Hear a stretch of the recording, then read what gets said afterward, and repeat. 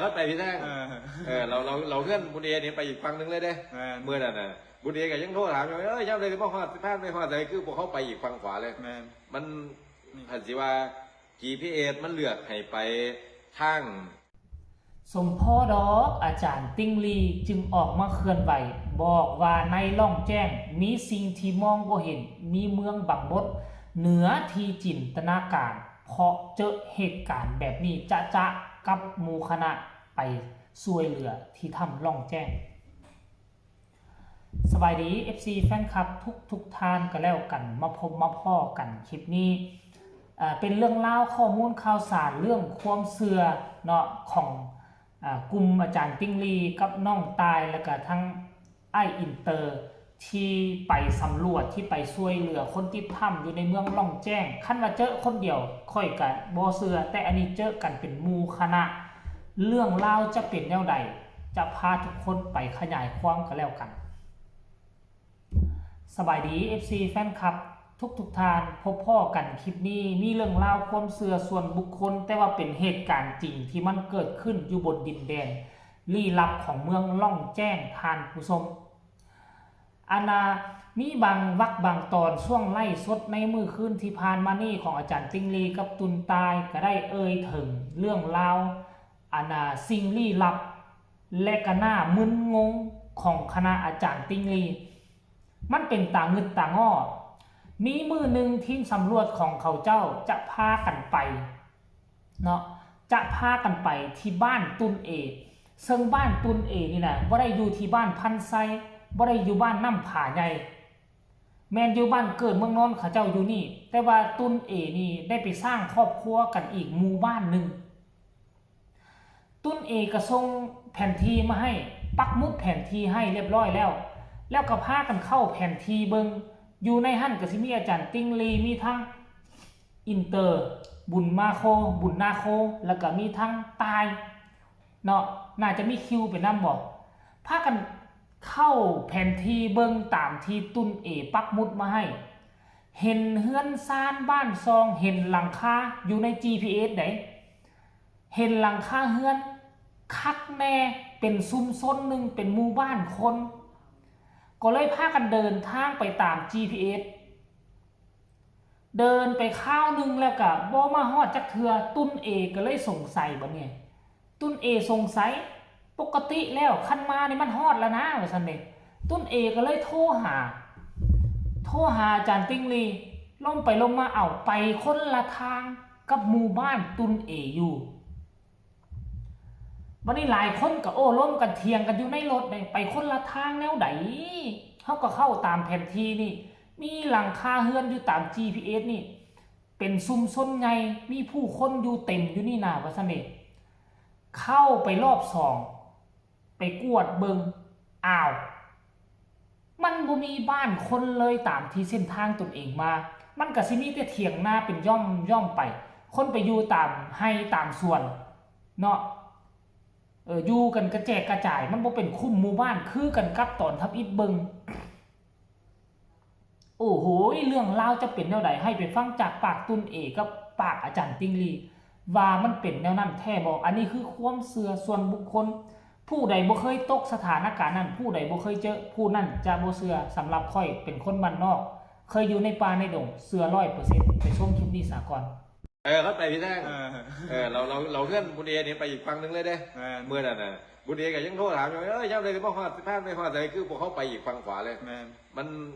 หันสิว่า GPS มันเลือกให้ไปทางให้ไปทางลัดกับบ่แมนพอไปสู้เมืองแล้วมันคนละเส้นทางเลยแล้วบ่มีทางเชื่อมไปหากันมันคันสิเชื่อมคืออาจจะต้องหมุนปลาไปอีกไกลนะมันบ่มีเชื่อมเลยอาจารย์บ่เชื่อมมันขึ้นไปทางนั้นแล้วมันสิไปตามเซฟาหินไปได้ก่อนขึ้นไปทางอาจารย์ขึ้นนะขึ้นไปเรื่อยๆแล้วก็มันรถมันสิไปต่อบ่ได้บ่แม่นมันเป็นผาบ่แม่นเฮาขึ้นไปอีกเฮาไปเจอทุ่งไร่ทุ่งนาเขาแล้วรถก็ยังไปได้ต่อไปจนมันมีแคมป์นี่เลยอาจารย์มีบริษัทอีกตัวนึงอยู่พุ่นแต่ว่าขายบริษัทเขารถเฮาก็บ่สามารถไปได้แล้วมันยังมีคนอยู่อ่ะมีคนอยู่บัดนี้นั่นล่ะย้อนว่าพ่อไปพ่อ บ่ได้แปลกแล้วมันว่างเว้งแล้ว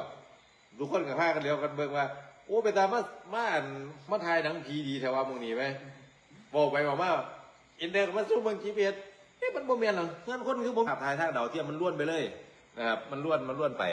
นะครับยังอยู่นะพูดได้ละขึ้นใคร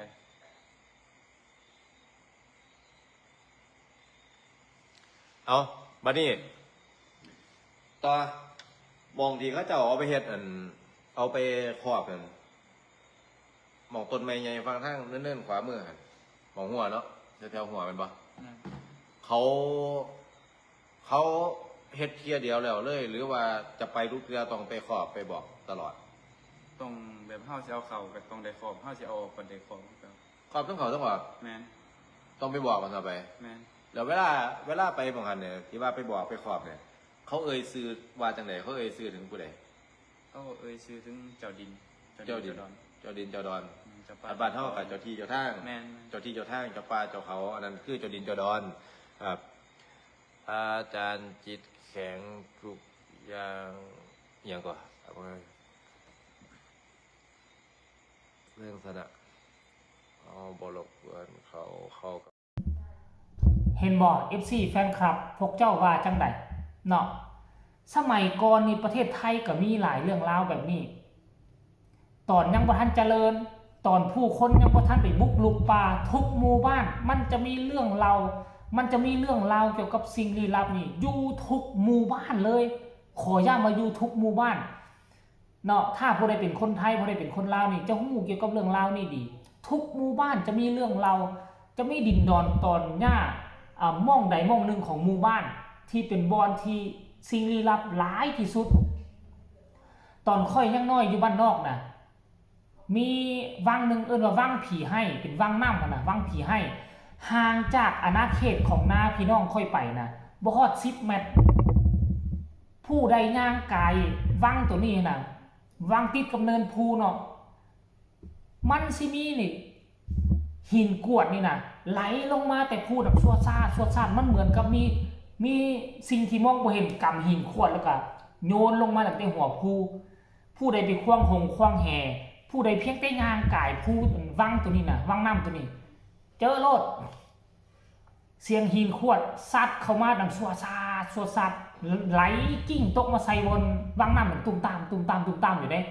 หินขวดบางข้างกับซ้ำกำปั้นนี่ไปนอกจากนั้นแล้วก็ยังมีซันต้นไม้ใส่ตอนเว้นว่าถ้าว่าตอนคืนเป็นตอนเว้นเลยแหละ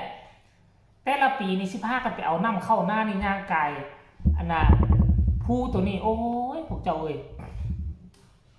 สิว่าง่ายๆนี่อันนี้เป็นเส้นน้ำเด้ออันนี้เป็นน้ำพานมาแล้วนี่นะอันนี้ทงหน้าอยู่นี่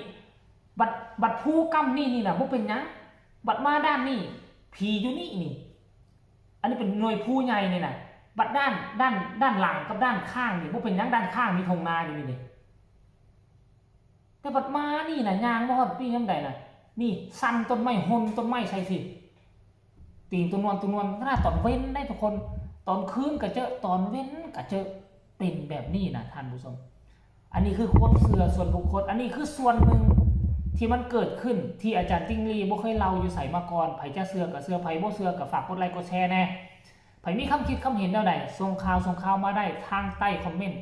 หลอนตอนที่ไปซอกหาเฮือนบุญเอสำหรับคลิปนี้ลาท่านผู้ชมไปก่อนสบายดี